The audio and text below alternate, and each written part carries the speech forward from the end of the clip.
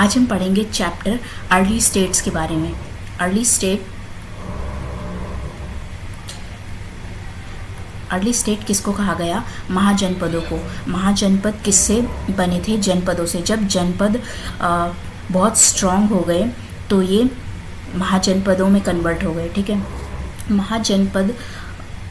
महाजनपद की संख्या जो थी वो 10 थी। ठीक है, अलग अलग थे ये, और हर महाजनपद में वो फोर्टिफाइड हो रखे थे, यानी कि उनमें चारों तरफ से किलेबंदी कर रखी थी, और हर महाजनपद की अपनी एक राजधानी हुआ करती थी।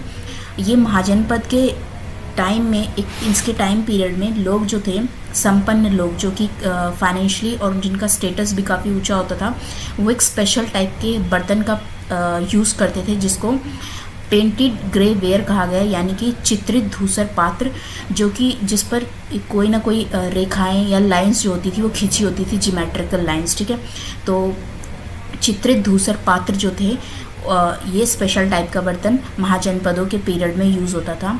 महाजनपद के जो लोग थे, जो राजा थे, वो अपनी एक ऑर्गेनाइज्ड आर्मी रखने लग गए थे, क्योंकि इस टाइम के राजा जो थे वो किलों में रहने लग गए थे। ठीक है, फोर्ट्स में रहने लग गए थे, इनकी अपनी एक ऑर्गेनाइज्ड आर्मी होने लग गई थी।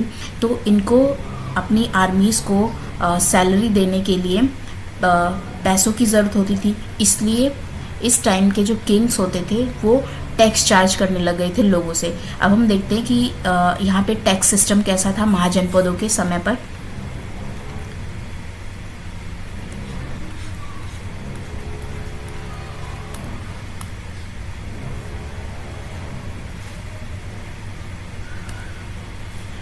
तो सबसे पहले महाजनपदों के समय पर किस किस चीज़ पर टैक्स देना पड़ता था लोगों को? सबसे पहले फसल पर देना पड़ता था, शिल्पकारों को देना पड़ता था, पशुपालकों को देना पड़ता था, जो किसान जो पशुओं को पालते थे। ठीक है, और जो गुड्स जो होते थे, जो ट्रेड गुड्स होते थे, जिनको खरीदा या बेचा जाता था, उन पर टैक्स लगते थे।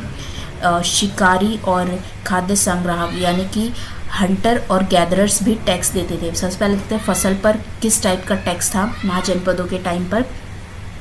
फसल पर टोटल प्रोडक्शन का 1/6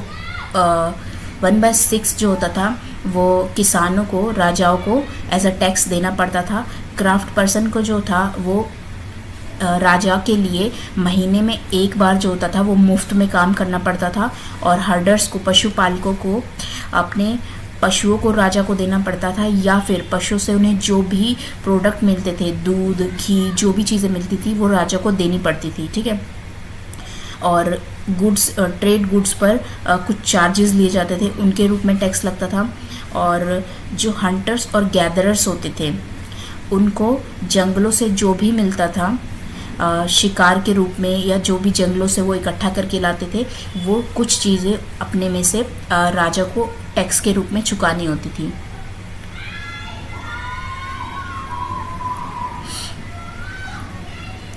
अब हम यहाँ पर दो मोस्ट इम्पॉर्टेंट महाजनपदों के बारे में बात करने वाले हैं। सबसे पहले मगध के बारे में। मगध जो है वो सबसे महत्वपूर्ण, सबसे इम्पॉर्टेंट महाजनपद है। इसके दो शक्तिशाली रूलर्स थे जिनका नाम था बिंबिसार और अजातशत्रु।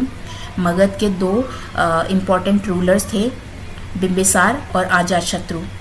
मगध जो था वो एक बहुत ही समृद्ध या एनरिच स्टेट था उस समय पर, महाजनपदों के टाइम पर।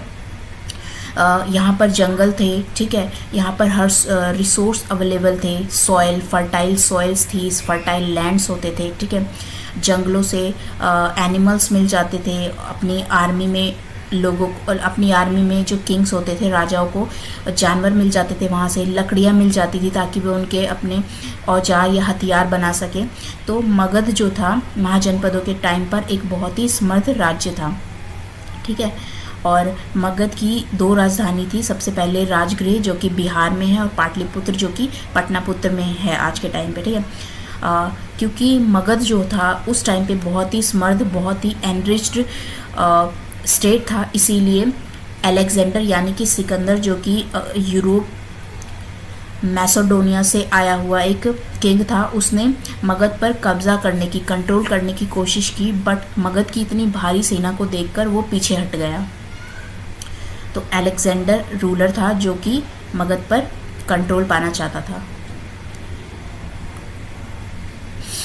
अलावा दूसरी इम्पॉर्टेंट महाजनपद वज्जी है।